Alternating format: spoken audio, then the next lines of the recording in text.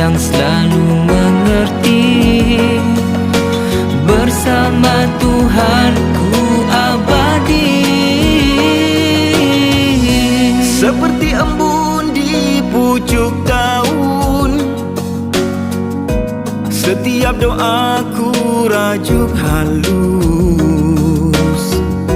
menyentuh hati yang paling sunyi. Dalam cinta suci yang tulus,